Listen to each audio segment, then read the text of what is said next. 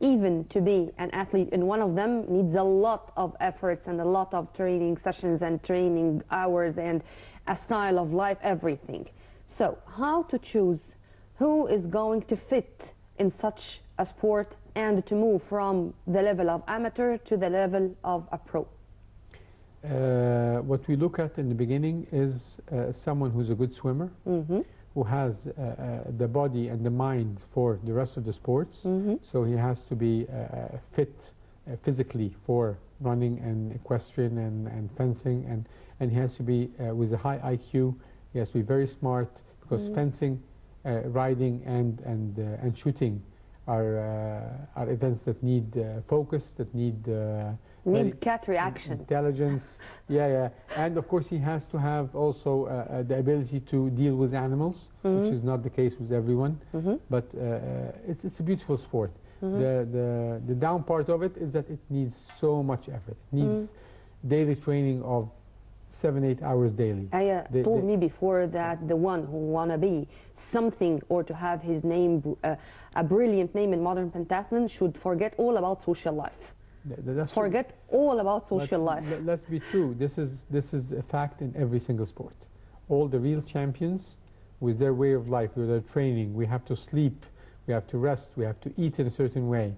It's a lifestyle that, yes, you lose a lot of your social life. But how many championships I should participate per year to have my name or to be a heavyweight name in the world of modern pentathlon, and how much or how many times I should go to a closed training camps, whether inside or outside Egypt, and how the hell I can organize or manage my time when I'm only a student. And we do have engineers, and we do have doctors, and we do have very most of unique, our players have no problem in education. This has to be put. So if you can manage your time correctly, you can study, you can be a doctor, you can be an engineer. All of that is possible with sport. It's not a problem. Sport helps you enrich your mind and your body and be able to focus. So probably a sportsman will need less time to study to achieve the same results as another human being who's just lazy. Another student who has nothing to do with the sports. Yeah. So sports is important. Also, before recording, you told me that our female players born in between 1995 to 2000, meaning the oldest is only 18. Yes. So when I can expect that I'm going to have another Ayman Madani or maybe better?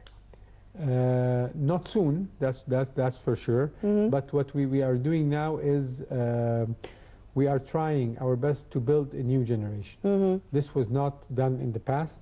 The problem in the past was we focused on 2-3 players, and we forgot about the rest. Now we are building a generation. They're all born 95 to 2000, so it's generation 18 years old till 13 years old. The most important thing with our competition was not only just to bring a competition to Cairo and to tell the people that Egypt is safe and good. It was the technical part. Our players in the ranking lists in the past 2 years have been dropping because of not participating in such strong events. So it was important to bring it back here so that they have a chance to participate. We did not expect them to win. They are still too young. But in participating in senior competitions like this, we have 2 players who are competing for... And to break the ice, to let them go into the atmosphere of competing with professional international players coming from all over the world. You have to understand that in our competition, all the winners, all the gold, silver and bronze medalists from London were there, from Beijing were there. So you can imagine they are playing with the best of the best. It's a very good experience for them. It will help them in their competitions this year when they play with younger players in the youth competitions and in the junior competitions. I'm sure they're going to go do good results. It's not far from sports, but it's a little bit more social works. To what extent do you think that they made friendships and they made connections, they made, I may say, human relations with those who came as guests first before being players? look, we had a meeting before the competition with all the players, and I personally I urged them to enjoy. Nothing is expected from them. They are not going to win. Don't be sad that you lose. Okay, this is a good experience. I want you to make as many friends as possible. These are going to be friends for life afterwards. These are going to be friends who are going to help you in your sport career afterwards. Maybe one day you're going to go to a camp outside and stay with one of those people who are friends with you and train with them. So it is turning to be a roommate. Of course, it's very important to what do you call it? Break the ice. Okay, they are from different nationalities. They're from different religions. They're from different races. It's different. So it's very important. You're creating a human being. So you want an open-minded human being that will accept. You're forming a character. You're shaping a character. Of course, it's not only about competing and winning. Yeah, and we do have Dr. Klaus Schurman. Dr. Klaus Schurman, the president of the International Union of Modern Pentathlon, had something to say about Egypt. Let's listen and watch.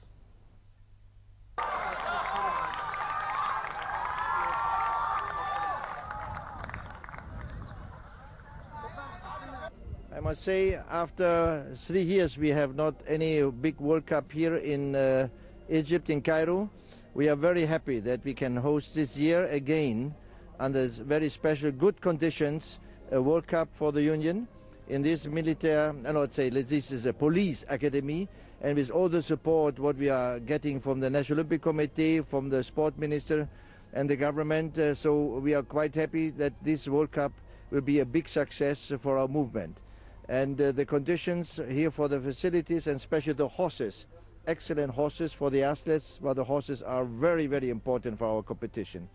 And that more than 30 countries have shown up in this competition shows that the people now really trusting again our Egyptian friends, how they secure a competition.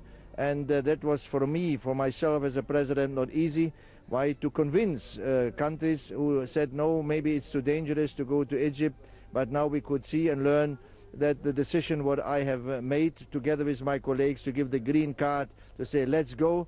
Let's have this a big competition here and to continue also the other years. And now we can see it's a big challenge. And I say congratulations to my colleague, the president of the Egyptian Federation, Mr. Sharif, and also all the others, so the volunteers, all the people who are involved, and especially sure the police academy to give us a possibility to be here, to be hosted in this place so compact.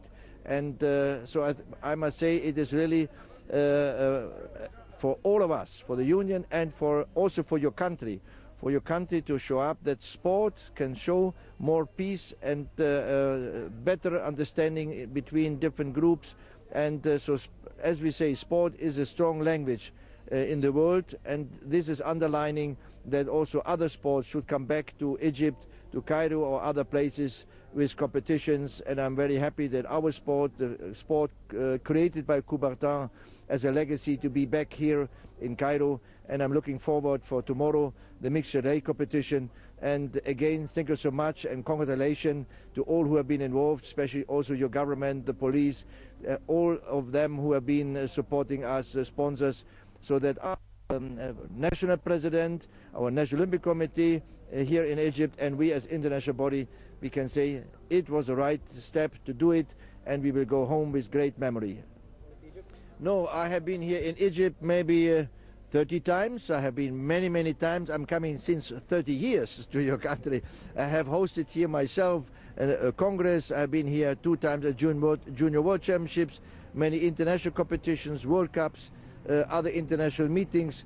So I've been here quite often in the last 30 years. Only the last years, when you had this political crisis, I didn't want to come to this country. It was too dangerous as well for my life. So therefore now I can say I know the hospitality, I know the tradition of your country, the history of your country, and it is very important, this destination in Africa and in the Arabic world as well in total. So I can say this is a place I like to come back, and sure, absolutely, next year.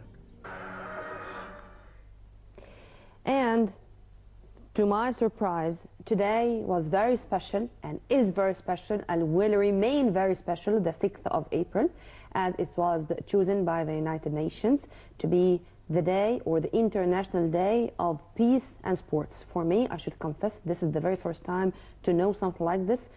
Of course, thank you very much.